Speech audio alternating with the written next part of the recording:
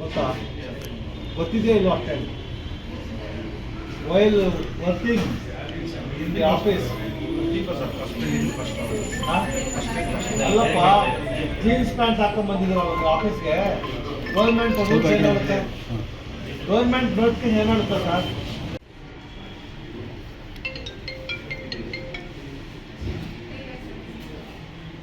Objection ಬಂದರೆ ಎಷ್ಟು ಟೈಮಲ್ಲಿ ಅಟೆಂಡ್ ಆಗುತ್ತೆ ಸರ್? 2-3 ಡೇಸಲ್ಲಿ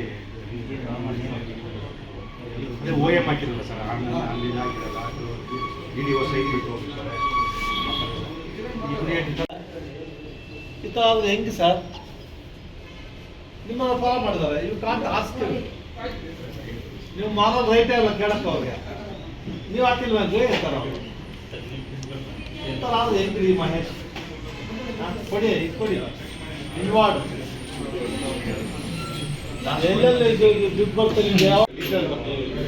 ಯಾವ್ದಾದ್ರು ಏನೋ ಕೆಲಸ ಇನ್ವೆಸ್ಟ್ ಮಾಡ್ತಾರೆ ವರ್ಕ್ ಅಲೋಕೇಶನ್ ಸರ್, ಅವತ್ತೇ ಆಗುತ್ತೆ. ಅಬ್ಜೆಕ್ಷನ್ ಹಾಕಿ ಅದೇನಾದ್ರು ಸರ್, ಅಬ್ಜೆಕ್ಷನ್ ಇದ್ರೂ ರಿಟರ್ನ್ ಮಾಡ್ತೀವಿ. ಅಕಸ್ಮಾತ್ ಈಗ ಅಬ್ಜೆಕ್ಷನ್ ಇದ್ರೆ ನೆಕ್ಸ್ಟ್ ಡೇಗೆ ಅಟೆಂಡ್ ಮಾಡ್ತಾರೆ ಸರ್. ನೀವು ಎಷ್ಟು ವರ್ಷ ಆಯಿತು ಮಾಡ್ತೀರಾ?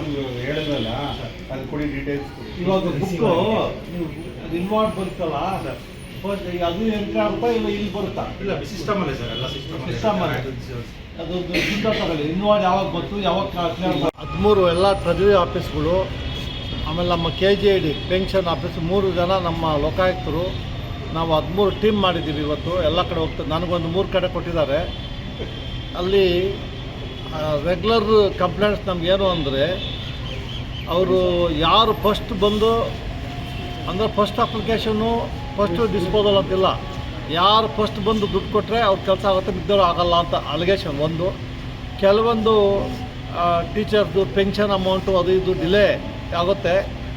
ಅವ್ರದ್ದು KGID ಬಿಲ್ಡಿಂಗು ಅದೆಲ್ಲ ಬರ್ತಾ KGID ಅಮೌಂಟ್ ಎಲ್ಲ ಬರುತ್ತಲ್ಲ, ಅದೆಲ್ಲ ಅವ್ರಿಗೆ ಅಕಸ್ಮಾತ್ ಇವ್ರು ಕೊಡೋಕ್ಕೆ ಇಷ್ಟ ಇಲ್ಲ ಅಂದರೆ ಯಾರು ರಜಾ ಆಗಿದ್ರೆ ಅವ್ರ ಹೆಸರು ಹಾಕ್ಬಿಡೋದು. ಅಂದರೆ ಅವ್ರನ್ನ ಬಂದಿಲ್ಲ ರಜಾ 1 ವಾರ 15 ದಿವಸ ಆಗುತ್ತೆ ಅನ್ನೋದು. ಅವಾಗ ಯಾಕೆ ಸರ್ ಲೇಟ್ ಆಗುತ್ತೆ, ಸ್ವಲ್ಪ ನೋಡಿ ಸರ್, ಆ ಥರ ಕರಪ್ಷನ್ ಆಗಿದೆ ಅಂತ ಇನ್ಫಾರ್ಮೇಷನ್ ಬಂತು. ಅದೊಂದು.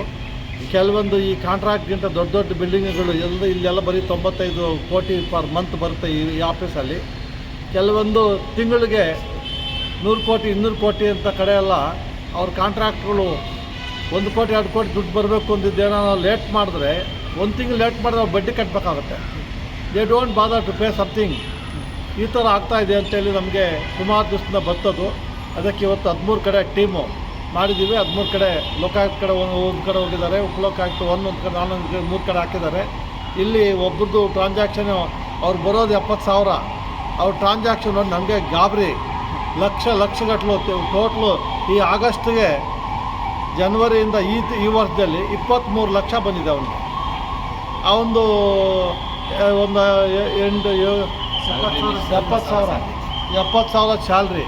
8 ತಿಂಗಳಿಗೆ 50,000, 5 ಲಕ್ಷ, 23 ಲಕ್ಷ ಎಲ್ಲೂ ಆಯಿತು ಏನು ಗೊತ್ತಾಗ್ತಾಯಿಲ್ಲ ನಮಗೆ.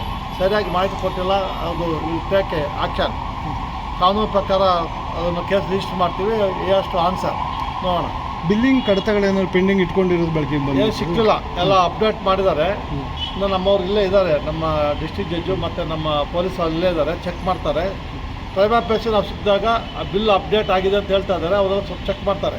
ಯಾವತ್ತು ಪೆಂಡಿಂಗ್ ಯಾವುದು ಇಲ್ಲ ಅಂತ ಹೇಳಿದ್ದಾರೆ ಅವರು. ಆನ್ಲೈನಲ್ಲಿ ತೋರಿಸಿದಾಗ ಅಪ್ಡೇಟು ಅಂದರೆ 2 ಡೇಸಲ್ಲಿ ಕೊಟ್ಬಿಡ್ತೀವಿ ಅಂತ ಹೇಳ್ತಾರೆ. ಏನಾದ್ರು ಒಂದು ದಿವಸ ರಜಾ ಬಂದರೆ ಒಂದು ದಿವಸ ಡಿಲೇ ಆಗುತ್ತೆ, ಇಲ್ಲ ನೆಕ್ಸ್ಟ್ ನಾವು ಕೊಡ್ತೀವಿ ಅಂತ ಹೇಳಿದ್ದಾರೆ. Let us see.